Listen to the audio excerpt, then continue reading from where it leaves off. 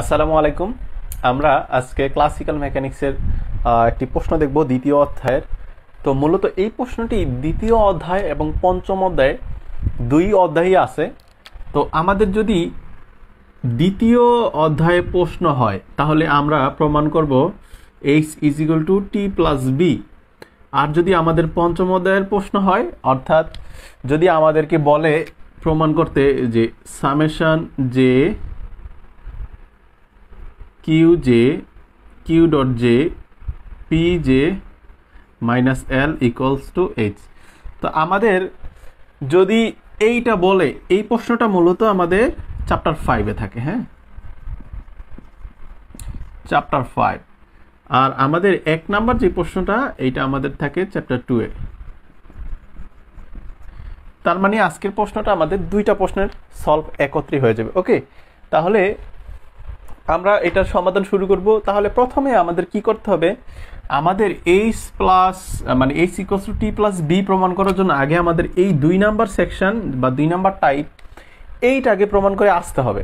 ওকে, দেন এইটা প্রমাণ করার পর আমরা এই 1 নাম্বারটা ইজিলি প্রমাণ করতে পারবো। তো চলুন আমরা এটা শুরু করি। তাহলে আমরা প্রথমে কি করব, আমরা লিখে নিব এখানে কোনো গতিময় ব্যবস্থার সার্বিক স্থানাঙ্ক, একটা ব্যবস্থা যেটা আমাদের কি থাকবো, ডাইনামিক। ওকে, বা গতিময় ব্যবস্থার।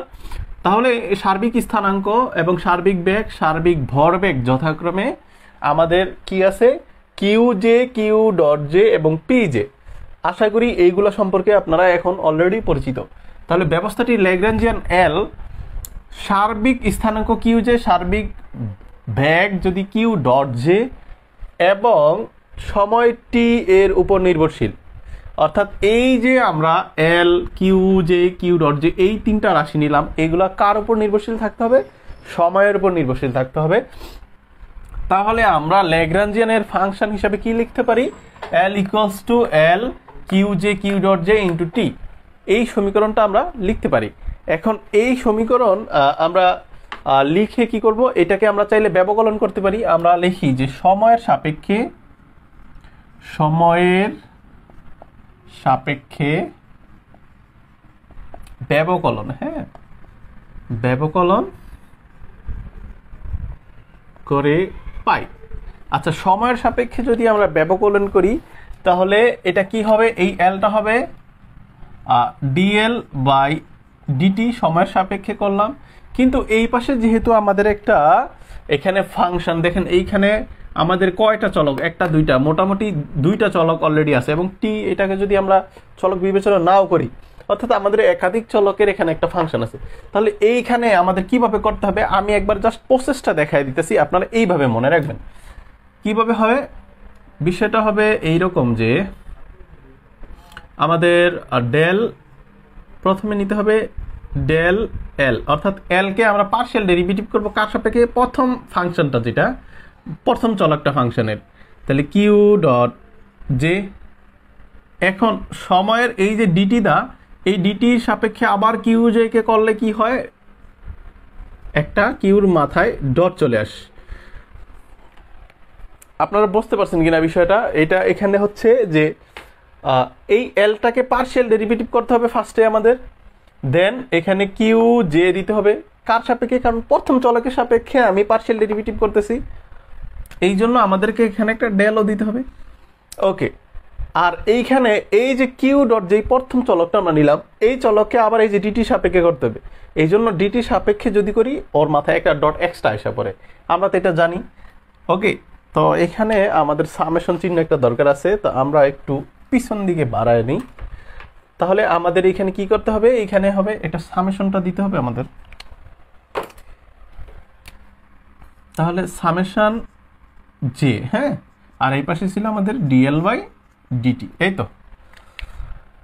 এখন আমরা তো এইটুকু করলাম ফার্স্টের, এদিকে একটা ব্র্যাকেট দিয়ে দিই তাহলে আর একটু সুবিধা হয়। এখন দ্বিতীয় যে চলকের সাপেক্ষে যদি আমরা এটা করি, তাহলে আই থিঙ্ক দ্বিতীয়টা আর বলা লাগবে না। আপনার কি করবেন, ডেল এলটা নেবেন, দেন দ্বিতীয় সাপেক্ষে মানে দ্বিতীয় চলকের সাপেক্ষে আবার পার্শিয়াল ডেরিভেটিভ, এবং দ্বিতীয় চলককে ওই নিজে মানে ওর নিজেকে আবার কি দ্বারা, ডিটি দ্বারা করলে, এখানে যেহেতু মাথায় একটা ডট অলরেডি আছে, তাই আমরা ডাবল ডট দিয়ে দিব এবং তার পাশে জে।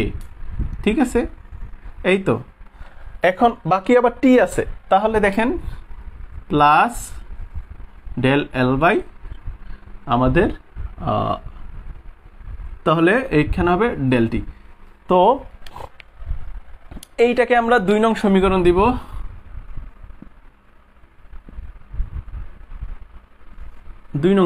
দিলাম। তাহলে আমরা কি করলাম, আমরা এই ল্যাগ্রাঞ্জিয়ানকে সময়ের সাপেক্ষে ব্যবকলন করে আমরা এই রাশিটা নিয়ে আসলাম। কিভাবে করতে হবে প্রসেসটা আমি আবার একটু দেখাই। আচ্ছা, এখানে এই এল কে মানে প্রথমে একটা সামেশন চিহ্ন দিবেন, দেন বেরাকার দিবেন। এটা দেওয়ার পর এই এল কে পার্শিয়াল ডেরিভেটিভ অর্থাৎ ডেল দ্বারা মানে পার্শিয়াল ডেরিভেটিভ করতে হবে কাকে, প্রথম চলক দা এই এল কে। দেখেন তাহলে এখানে প্রথম চলক দা আছে, এই জন্য নিচে তাহলে কিউ জে, আবার এই প্রথম চলককে ডিটি দিয়ে করতে হবে, তাহলে ওর মাথায় একটা ডট চলে আসে। এবার দ্বিতীয় চলককে এল দ্বারা করতে হবে নাকি, তাহলে ডেল এল বাই দ্বিতীয় চলকের ডেল, দ্বিতীয় চলকের মাথায় যেহেতু ফোটা আছে ফোটা দিয়ে দিলাম, এবং দ্বিতীয় চলককে আবার ডিটি দিয়ে করতে হয়, এই জন্য ডাবল ডট আসছে। আর টি এর কে কি করতে হবে, যেহেতু এল কে করতে হবে, এই জন্য ডিএল বাই ডিটি, এটা ডাইরেক্ট। আই থিঙ্ক এটুকু আপনারা বুঝতে পারছেন। এখন আমরা লিখবো যদি এল সময়ের উপর নির্ভরশীল না হয়, যদি এলটা এখানে তো এলটা সময়ের উপর নির্ভরশীল হয়েছিল, এই যে দেখেন ল্যাগ্রাঞ্জিয়ান এল, কিন্তু যদি না হইতো তখন কি হইতো, তখন আমরা এই টার্মটাকে ইজিলি আমরা জিরো বলতে পারি। হ্যাঁ, তাহলে আমরা লিখি যে যদি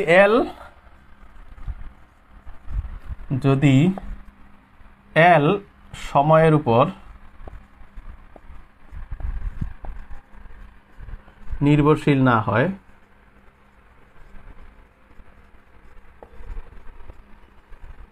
তবে যদি সময়ের উপর নির্ভরশীল না হয় তবে ডেল এল, এই যে এই অংশটুকু পিছনের অংশটুকু ডেল এল বাই ডেল টিটা এইটা আলটিমেটলি জিরো হয়ে যায়। ওকে, তো এটা জিরো হয়ে যায়। এখন এই যে আমরা এটাকে সরি এটা 2 নং হবে কেন, এটা তো 1 নং। আচ্ছা 1 নং। তো এখন এই যে আমরা এতটুকু পেলাম, তাহলে আমরা কি করতে পারি, আমরা 1 নং থেকে কি করতে পারি, লিখতে পারি কি, তাহলে আমরা 1 নং থেকে এই অংশটুকু থাকে, এটা তো জিরো, তাহলে আমরা এইটা সমান এই শুধু এতটুকু লিখে দিতে পারি না।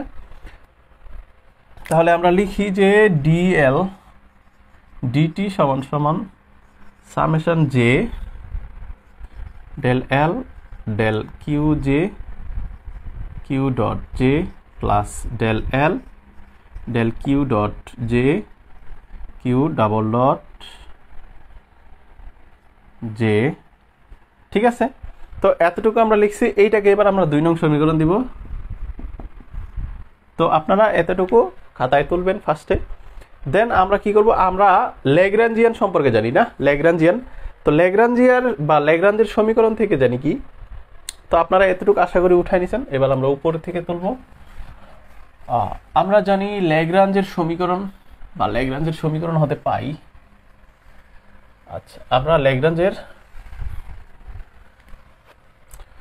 তাহলে কি করব, আমরা ল্যাগ্রাঞ্জের সমীকরণ হতে পাই। ল্যাগ্রাঞ্জের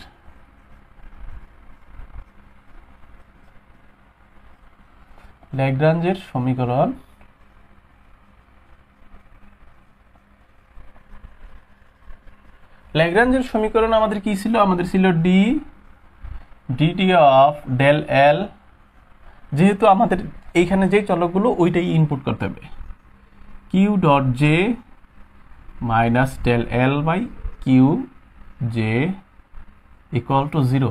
দেখেন তো এইটা কিন্তু আমাদের ল্যাগ্রাঞ্জের সমীকরণ ছিল নাকি, তাহলে এইটা যদি আমাদের ল্যাগ্রাঞ্জের সমীকরণ হয়, এখন আমাদের এইখান থেকে আমরা মানগুলা একটু সেপারেট করে দিই।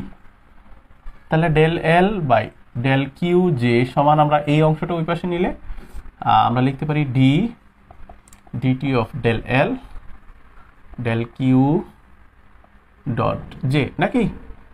তো এইটা কিন্তু আমরা লিখতে পারি। দেখেন আপনারা এইটা গাণিতিকভাবে বীজগাণিতিকভাবে যদি আমরা হিসাব করতাম তাহলে আমরা ওই পাশে কিন্তু নিয়ে যেতে পারতাম। হ্যাঁ, পরবর্তীতে উভয় পক্ষের মাইনাসটা কি হয়ে যেত, 2 দিক থেকে কাটা হয়ে যেত। তো এখন আমরা কি করব, দেখেন আমাদের এইখানে del L by del Q j, এইখানে আছে del L by del Q J.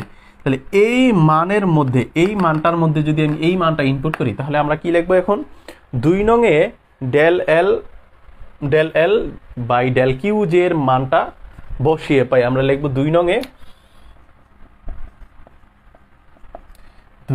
Del L del Q j এর মান বসিয়ে পাই।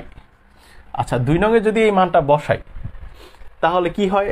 আচ্ছা আমি এটা একটু লিখি ফার্স্টে, দেন এটা ক্লিন করি। তাহলে 2 নংটা ছিল ডেল এল ডিটি সমান,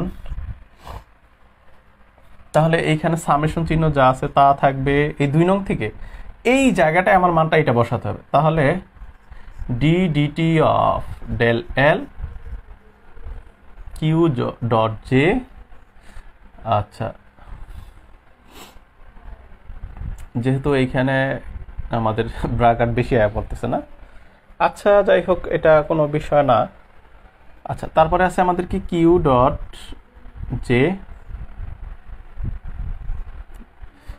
জে প্লাস পিছনে আছে ডেল এল del Q j q double j. Okay, তো এইটা হচ্ছে আমাদের 2 নংয়ে যদি আমরা মানটা বসাই। ওকে, তো এখন এটা একটু আমাদের কাছে দৃষ্টিকটু লাগতেছে, আমরা একটু থার্ড ব্র্যাকেটই দিয়ে দিই। ওকে, এইবার আই থিঙ্ক একটু সুন্দর লাগছে না? তো এইবার 2 নংটা তো আর আমার রাখার দরকার নেই, 2 নং আমি এবার মুছে দিই। ওকে, তো 2 নংয়ের মানটা এখান থেকে কি দেখতে পাই, এখানে একটু খেয়াল করুন। এইখানে আমরা একটা সূত্র কিন্তু জানি, আমরা জানি যে ডি ডিএক্স অফ ইউভি, এই সূত্রটার মানে কি জানতাম? দেখেন U differentiate of B plus B differentiate of U, অর্থাৎ এটা হচ্ছে আমাদের ইউভি এর মেথড। এখন বিষয়টা হচ্ছে আমাদের তো এই সূত্র থাকলে আমরা নিচেরটা লিখি, তো আমাদের যদি নিচের রকম থাকে তাহলে আমরা কি নিচেরটার পরিবর্তে এইভাবে লিখতে পারবো না? ইউভি এটা লিখে দিতে পারবো না? অবশ্যই। তো এইবার এইখানে খেয়াল করেন, দেখেন এইটা যদি হয় ইউ আর এইটা যদি হয় বি, দেখেন ইউভি এই বি কে ডিফারেন্সিয়েট করছে, মানে ডি ডিট অফ ডি ডিটি, দেখেন এই ডিডিটি দ্বারা মানে এই বি কে ডিফারেন্সিয়েট করা। তার মানে এইটাকে যদি আপনি ইউ ধরেন আর এইটাকে যদি আপনি বি ধরেন, তাহলে দেখেন এই বি কে ডিফারেন্সিয়েট করা হচ্ছে। আবার এইখানে বি কে রাইখা দিয়া ইউ কে ডিফারেন্সিয়েট করা হয়েছে, দেখেন এখানে মাথায় একটা ডট, মানে এখানে 2টা ডট, অর্থাৎ ওকে ডিটি এর সাপেক্ষে করা হয়েছে। তাহলে দেখেন U differentiate of B plus B differentiate of U, অর্থাৎ এটা কার সূত্র? ইউভির সূত্র না? তাহলে আমরা এখন এইটার জন্য একটা কাজ করব, ইউভি সূত্র লিখে দিব। তাহলে আমরা লিখব d dt x of UV. তাহলে আমরা কি করতে পারি এখানে? ডিএল ডিটি ইকুয়ালস টু, তাহলে ডি ডিটি অফ কার? ইউভি। ইউভি বলতে সামেশন জে ইউভি, ইউ হচ্ছে কিউ ডট জে আর ভি বলতে হচ্ছে ডেল এল del Q dot j. Okay, তো এতটুকু, এই তো এইটাই হচ্ছে আমাদের এইখান থেকে এই লাইনে নিয়ে আসা। ওকে, এটা হচ্ছে গুণের ডট, এটা দিলেও চলবে না দিলেও চলবে। আচ্ছা আপনারা চাইলে এখানে একটু লিখে দিতে পারেন যে ইউভি এর সূত্র প্রয়োগ করা হয়েছে,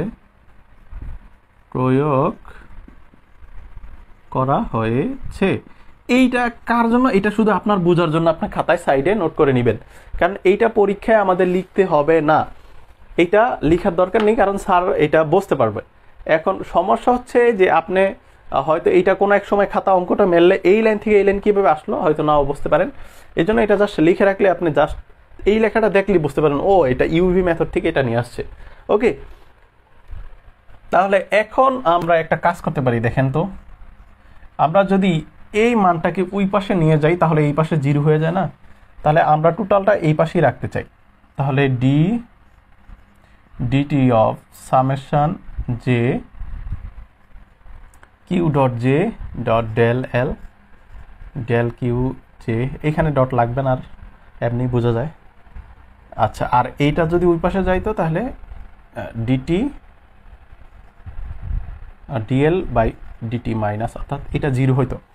তাহলে এই মানটাকে জাস্ট ওই পাশে নিলে হয় মাইনাস, আর এই পাশে 0 থাকে, 0টাকে আমরা ডান পাশে রাখলাম, মাইনাস হয়ে যায়।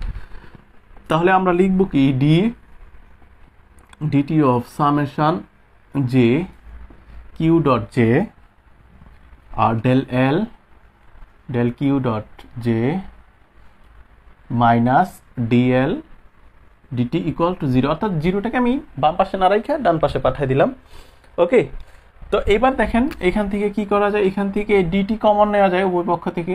তাহলে ডি ডিটি যদি এই কমন নেই তাহলে কি থাকে দেখেন, summation J Q dot J, আর এখানে থেকে ডেল এল ডেল কিউ ডট জে, আর এইখানে দেখেন যেহেতু সরি এটা ডেল না, তো এটা হবে ডি, এই ডি বাই ডিটি যদি চলে যায় থাকে শুধু এল, এই পাশে থাকে 0।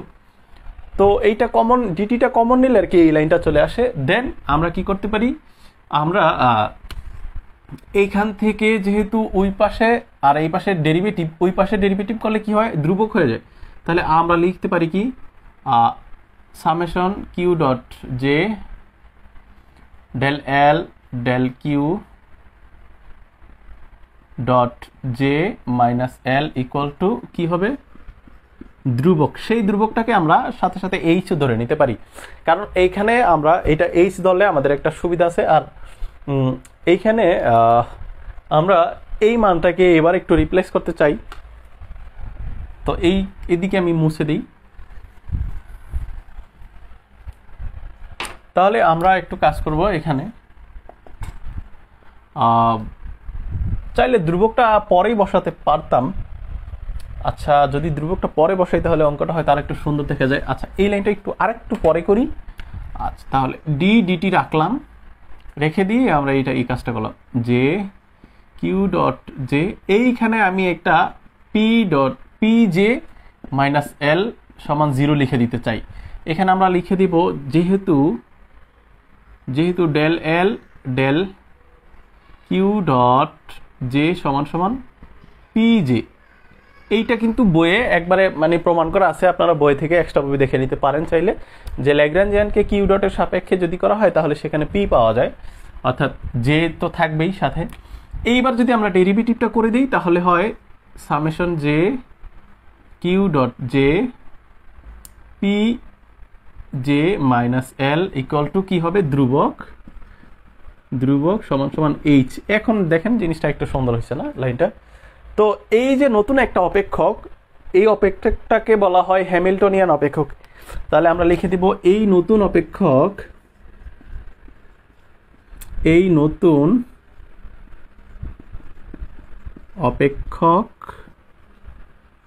এইচ সমান সমান summation J Q dot J P J minus L কে বলা হয়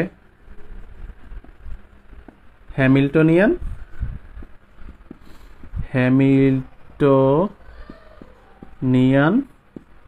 অপেক্ষক। তো এটাকে বলা হয় হ্যামিল্টনিয়ান অপেক্ষক। ওকে, এখন আপনারা যদি ওই যে আমি বলছিলাম যে যদি প্রমাণ করো বলে যে প্রমাণ করতে এতটুকু, এই যে এইচ সমান এইটুকু যদি প্রমাণ করতে বলে তাহলে আপনারা ফার্স্টে এইখানে অ্যান্সার দিবেন। আর এই এতটুকু অ্যান্সারটা হচ্ছে পঞ্চম অধ্যায়ের একটা প্রশ্নের জন্য এতটুকু অ্যান্সার হয়। ওকে, সেই প্রশ্নটা হচ্ছে যে প্রমাণ করতে বলা হয় এইটুক সমান এইচ, এইটা। এখন আমরা দ্বিতীয় অধ্যায়ের অঙ্কের সমাধানে এখান থেকে শুরু করব। ওকে, তাহলে তখন আবার আমরা এখানে অ্যান্সারটা দিব না, অর্থাৎ এখানে শেষ করব না, এখান থেকে আবার শুরু করব। তাহলে এখান থেকে আমরা কি শুরু করব, এখান থেকে আমরা শুরু করব যে সংরক্ষণশীল ব্যবস্থায় বা রক্ষণশীল ব্যবস্থায় যেটাই বলি না কেন, আমরা লিখব যে সংরক্ষণশীল ব্যবস্থায়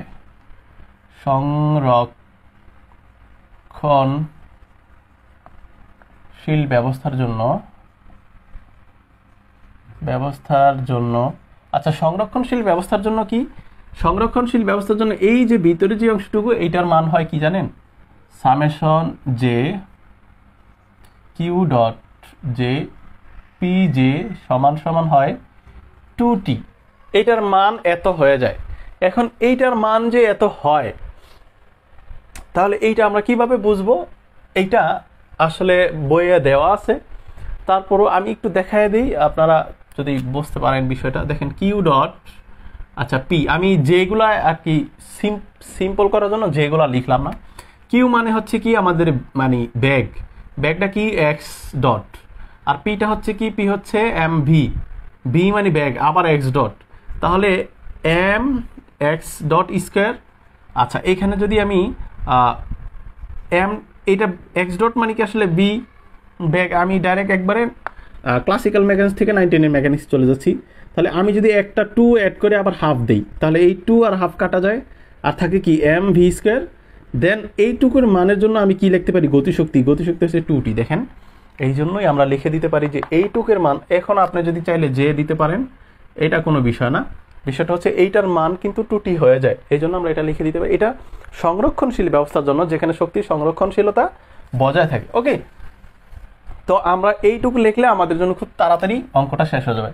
তাহলে এখন আমরা লিখতে পারি যে এখন এইচ সমান সমান, তাহলে আমরা কি এই যে এটা পাইছিলাম না, এখন এইচ সমান সমান summation J Q dot j into p J minus L, এখানে ডট আর লাগবে না, এইটা আমরা পাইছিলাম। তো কি করব, এই দেখেন এইটুকের মান 2t আমি বসাই দেবো, তাহলে এইচ সমান সমান এইটুকের মান হবে কি 2t মাইনাস এল। এইবার আমরা লিখে দিব এখানে, যেহেতু এল সমান সমান টি, আচ্ছা এখানে এলটা আমরা যেহেতু বসাচ্ছি আরেকটা লাইন করে দিই। এবার আমরা কি লিখবো, এইচ সমান সমান 2t মাইনাস টি মাইনাস ভি। আমরা এখানে একটু সাইড নোট দিয়ে দেবো, যেহেতু এল সমান সমান ল্যাগ্রাঞ্জিয়ান সমান সমান কি গতিশক্তি মাইনাস বিভব শক্তি, এটা হচ্ছে ল্যাগ্রাঞ্জিয়ান, এল এর পরিবর্তে এটা লিখে দিলাম। এখন দেখেন এইচ এর মান কি হয়, এখানে 2h মাইনাস টি প্লাস ভি, তাহলে এইচ সমান সমান দেখেন দুইটা টি থেকে একটা টি গেলে থাকে একটা টি প্লাস বি, এই তো দেখেন আমাদের প্রমাণিত। তাহলে আমাদের আসলে মূলত অঙ্কটা অত কঠিন ছিল না, মূলত এইটুক হচ্ছে আমাদের মেইন বিষয়টা। এখন এইটা তো ও নিজেই একটা অ্যান্সার আমরা জানি, তো এতটুকু করতে পারলে আই থিঙ্ক এতটুকু লাইন করাটা কোনো ব্যাপার না আপনাদের জন্য। তো আমি আশা করব আপনারা আজকের ক্লাসটি সহজে বুঝতে পারছেন, এনজয় করছেন, এবং আপনারা এটা ভালোভাবে প্র্যাকটিস করলে পরীক্ষায় আসলে দিতে পারবেন। তো সবাই ভালো থাকবেন, সুস্থ থাকবেন, পরবর্তী ক্লাসে আপনাদের সাথে দেখা হবে। আল্লাহ হাফেজ।